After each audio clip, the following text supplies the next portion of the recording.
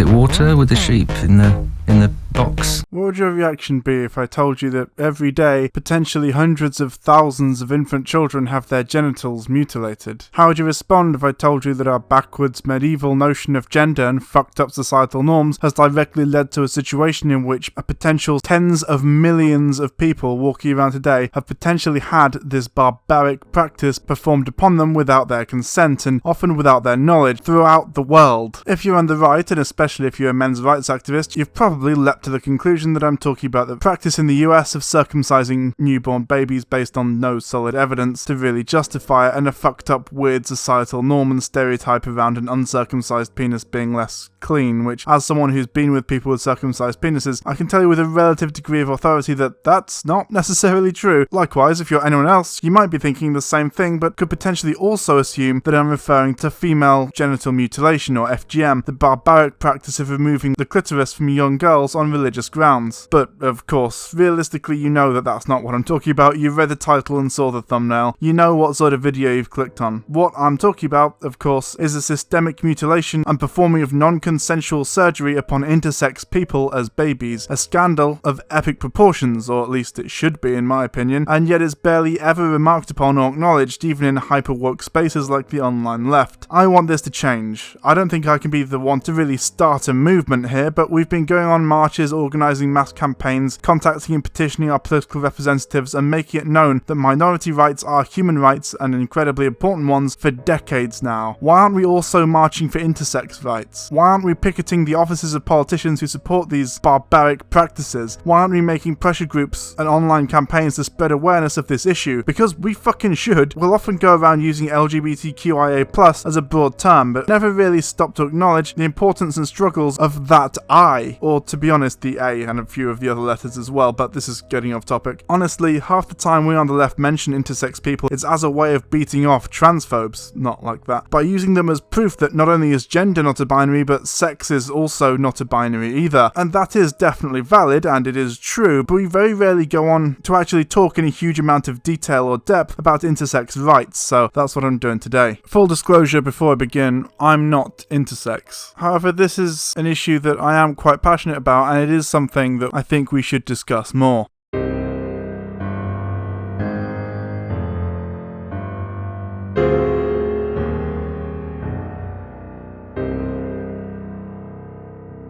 This is, of course, the main issue for discussion here. Throughout the world, doctors are performing irreversible, and, I cannot emphasize this enough, non-consensual surgery on literal fucking infants. 1% of people are born intersex, and very few know about it, which means that there's a 1 in 100 chance that you, the person watching this video, are one of those people. You just don't know it yet. How fucked up is that? Don't get me wrong, I totally understand it on the rare occasions where it's actually to save the life or the health of a child, but the vast majority of the time, that's not why these surgeries are carried out. To summarize, the goals of surgery vary with the type of intersex condition, but usually include one or more of the following: psychosocial rationales. To alleviate parental distress over the atypical genital appearance, to make the appearance more normal for the person's sex of rearing, to reduce effects of atypical genitalia on psychosexual development and gender identity, to improve the potential for adult sexual relationships. This is a pretty severe issue in my opinion, especially since the consequences of surgical interventions are lifelong and irreversible. Millions of kids have their genitals surgically altered at birth, basically because parents, society, and culture demand that people conform to an arbitrary set of gender and sex signifiers, regardless of whether or not they'd be happy or comfortable with or without the surgery. One emerging movement is certain intersex activists demanding that they be given the option of choosing the surgery later in life, when they're more readily able to consent to it, which only seems reasonable, right? Well, apparently not, at least according to much of the medical community who consistently ignore these suggestions. This is still happening on a wide scale, and there isn't really a huge amount of evidence that it generally even helps them better integrate or end up happier or more comfortable. According to the American Journal of Pediatrics, it is generally felt that surgery is carried out for cosmetic reasons in the first year of life, relieves parental distress, and improves attachment between the child and the parents. The systematic evidence for this belief is lacking. Information across a range of assessments is insufficient. Outcomes from clitoroplasty identify problems related to decreased sexual sensitivity, loss of clitoral tissue, tissue and cosmetic issues. Feminizing as opposed to masculinizing genitoplasty requires less surgery to achieve an acceptable outcome and results in fewer urological difficulties. Long-term data on sexual function and quality of life among those assigned female as well as male show great variability. There are no controlled clinical trials of the efficacy of early, less than 12 months of age, versus late surgery in adolescence and adulthood, or the efficacy of different techniques. Furthermore, there was actually an update to this study in 2016, which stated there is still no consensual attitude regarding indications, timing, procedure, and evaluation of outcome of DSD surgery. The levels of evidence of responses given by the experts are low, while most are supported by team expertise. Timing, choice of the individual, and irreversibility of surgical procedures are sources of concern. There is no evidence regarding the effect of surgically treated or non-treated DSDs during childhood for the individual, the parents, society, or the risk of stigmatization. Physicians working with these families should be aware that the trend in recent years has been for legal and human rights bodies to increasingly emphasize preserving patient autonomy. Before we move on, I just want to reach out to my right-leaning viewers, which I picked up after the video in which I mildly criticized EFAP in passing.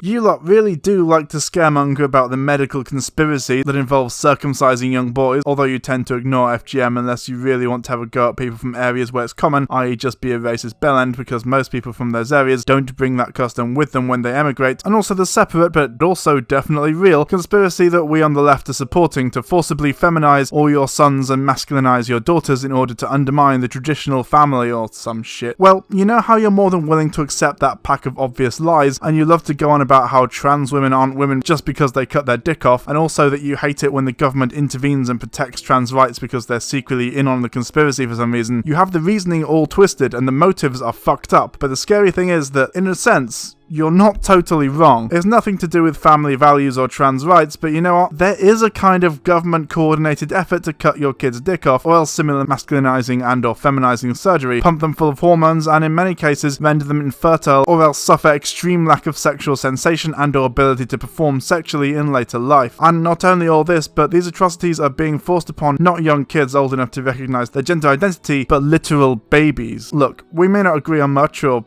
indeed anything at all in general, but you claim to have deep respect and love for the well-being of children and have shown yourself to be passionate about the well-being of future generations, or at least when it comes to the integrity of their genitals and hormonal makeup at birth. On top of that, this is a practice being carried out not only by Big Pharma, but has yet to be outlawed or even condemned by the government, and as such, one could argue that big government and the pharmaceutical industry are complicit in this atrocity. Help us protect millions of children, I beg you. I mean, in order to be ideologically consistent, you basically have to stand up for intersex rights, unless of course all your posturing about protecting children and the gender and genitals they were born with was just posturing on lies you told in order to justify the oppression and continued societal and legal prejudice against trans people because they're the minority group currently in the spotlight, of course. Thing is, the way things are going, intersex rights are becoming more and more prominent, so it's actually quite likely that you will have to deal with this inconsistency sooner rather than later. I beg you, please, just this once, make the correct decision.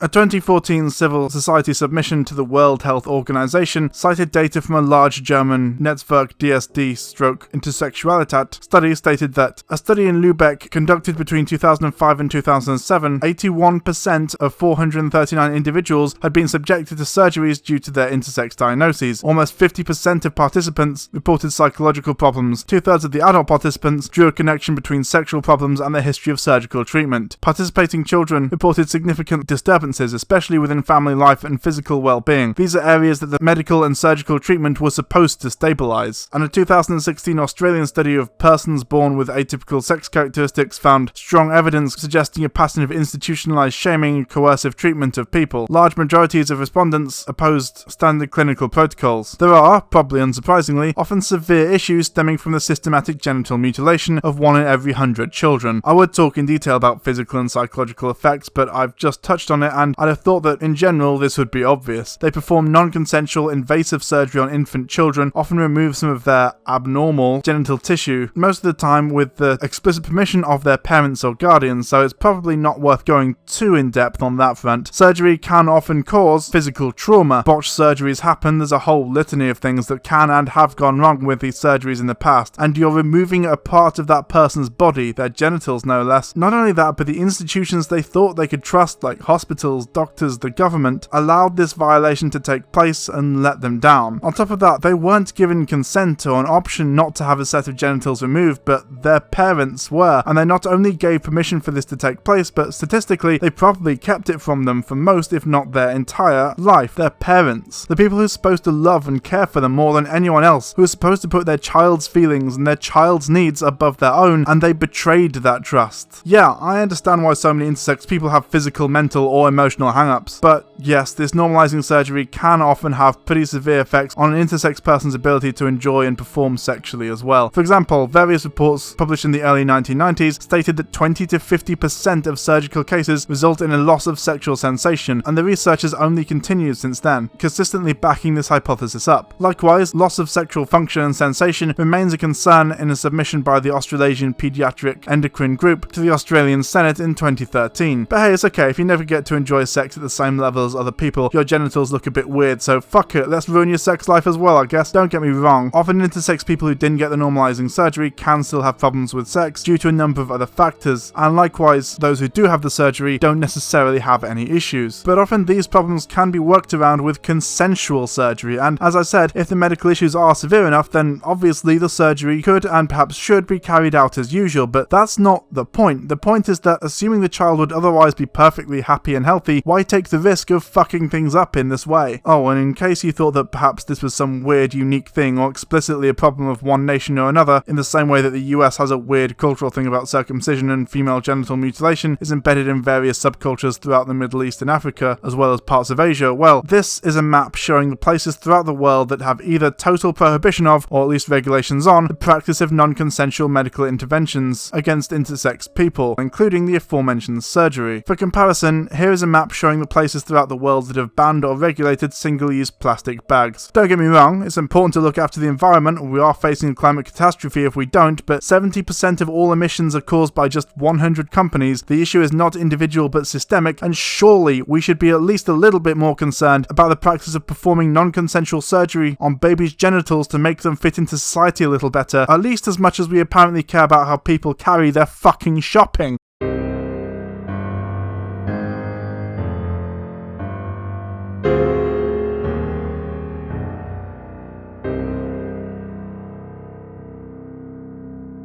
Okay, so this is the most obvious, egregious, and horrifying example, and it rightfully gets the most attention when intersex issues are discussed, though I suspect a lot of that is because of the aforementioned body horror stroke conspiracy stroke ideological posturing elements rather than people actually being concerned, because if they were actually concerned, presumably intersex rights would be much more mainstream and a much bigger topic of conversation than they actually are, as opposed to being sidelined in the push to fight for trans rights, which, again, are valid and incredibly important to me, but so are intersex rights, and they are far too often overlooked or dismissed in my opinion. But it's not the only one.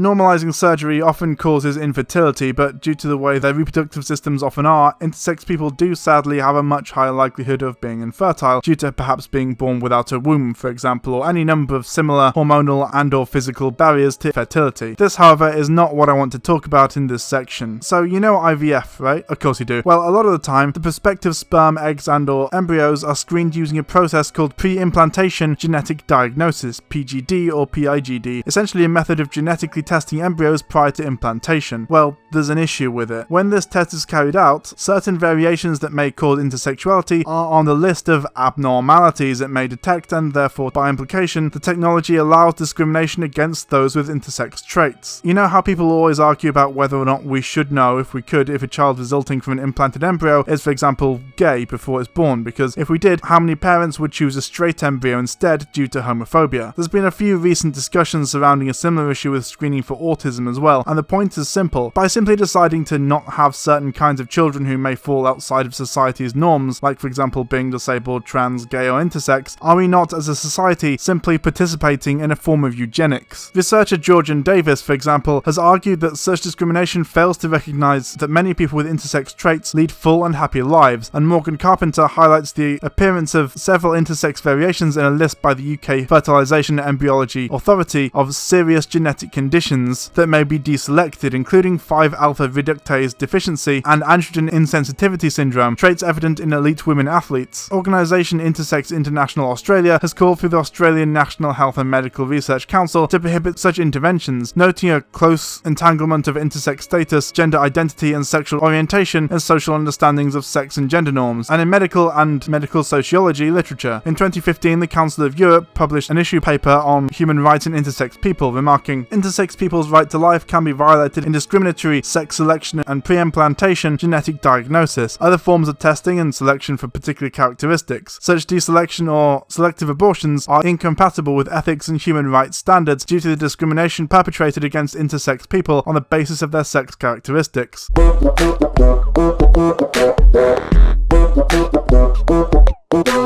Very few governments provide explicit protection from discrimination for intersex people. Even more apparently progressive places throughout Europe do not provide protections, including the UK, which now includes gender identity as a protected characteristic under the 2010 Equality Act, but has yet to add intersexuality to that or similar legislation. Do you want to see another depressing map? Here you are. This one shows the places in the world that lay out explicit protections for the rights of intersex people against discrimination. All this despite multiple studies showing that intersex people often struggle in education, mostly due to an institutional misunderstanding of their needs and, of course, plain old bullying. Employment, where much like any other minority groups, intersex people often suffer tremendously high level of workplace harassment, poverty, and unemployment. And healthcare, when until 2016 there was no prohibition on discrimination on the basis of intersex traits or atypical sex characteristics in the US healthcare system, only being brought in as a part of a prohibition of discrimination on the basis of sex.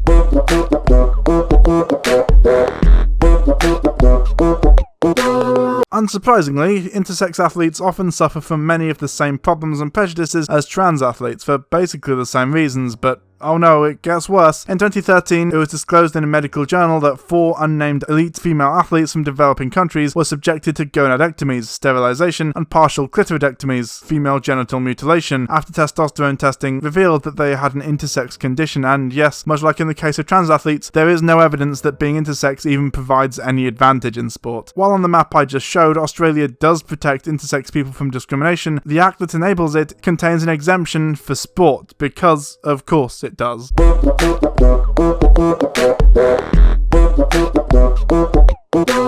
Much in the same way it is for trans people, especially non-binary trans people, legal recognition of the complexities and fluidity of sex and gender is an important, if uphill, battle for intersex people. For example, access to a birth certificate with a correct sex marker may be an issue for people who do not identify with the sex identified at birth, or it may only be available accompanied by surgical requirements. Remember that most parents of intersex people are told to pick a gender for their potentially ambiguous child to go on their paperwork, and often they do not fit neatly into one box or the other. There have been successes and legislative improvements in this area. For example, Australia has added X as a valid third category besides M, male, and F, female. And in 2013, Germany became the first European nation to allow babies with characteristics of both sexes to be registered as indeterminate gender on birth certificates, though this did stir up some opposition and skepticism from intersex organisations and activists, who pointed out that the law appears to mandate exclusion from male or female categories. The Council of Europe acknowledged this approach and concerns about recognition of third and blank classifications in a 2015 issue paper, stating that these may lead to forced outings and lead to an increase in pressure on parents of intersex children to decide in favour of one sex. The issue paper argues that further reflection on non-binary legal identification is necessary. Mauro Cabral, Global Action for Trans Equality, GATE, co-director, indicated that any recognition outside the FM dichotomy needs to be adequately planned and executed with a human rights point of view, noting that people tend to identify a third sex with freedom from the gender binary, but that is not necessarily the case. If only trans and or intersex people can access that third category, or if they're compulsively assigned a third sex, then the gender binary gets stronger, not weaker.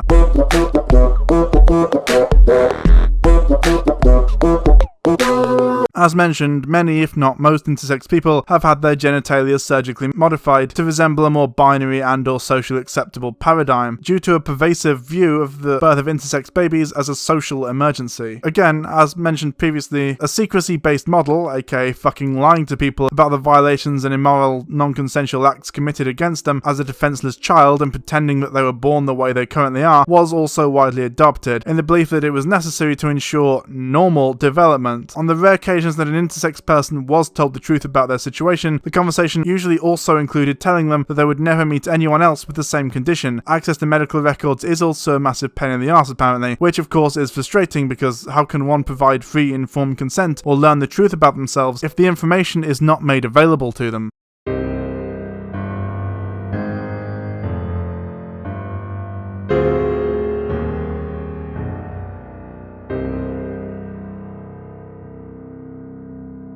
I'm going to be honest with you, and you probably worked it out by now, this is not a comprehensive, all-encompassing breakdown of all the issues and problems intersex people live with or have to endure by a long shot. It's an overview of the most widely discussed ones that I was able to find online, and an attempt to start a conversation. Honestly, I don't know if it would even really be my place to make that video, even if I could. I don't want to tell intersex people's story for them, but we need to talk about intersex rights significantly more than we do, and we need to fight for recognition now. Obviously, I am not intersex. If I was, it definitely wouldn't have taken me this long to get around to talking about this subject due to my own ignorance, but during the research process for this video, I was exposed to some of the horrific ways in which our society holds down and abuses a too often ignored, marginalised group, and we should care more than we seem to about this. I mentioned earlier in the video that by rights, conservatives should be up in arms about this, and I stand by that, but I also want to reach out to my lefty friends, fellow trans activists and allies, who may be watching. Intersex people are not necessarily trans, though obviously some of them are, but they do share many of the same struggles and areas of oppression, and of course, as leftists, it is our duty to stand against oppression and for civil rights in all its forms. Trans rights are so important to me, as are the rights of all marginalised people, and I will continue to fight for them with the same vigour as I have been. Intersex rights are equally important, and I will be doing everything I can to fight for them as well. I would urge you to do the same. So for the first, but certainly not last time, I am proud to say, intersex rights. Is it water with the sheep in the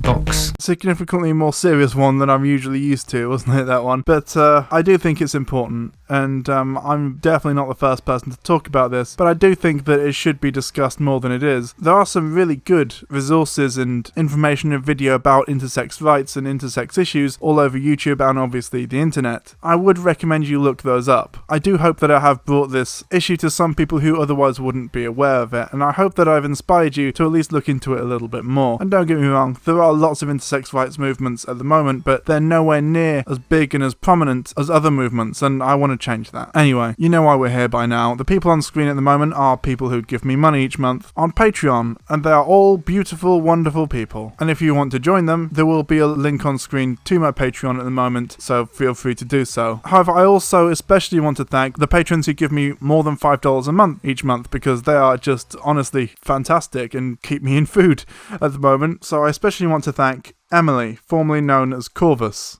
Next we have Brian, Stacey Solano, Susie M, Thomas McCallum, and Tom Newport. And if you want to join any of these people, as I said, the link is on screen right now. It really does help a lot. And finally, I just want to say once more, intersex rights.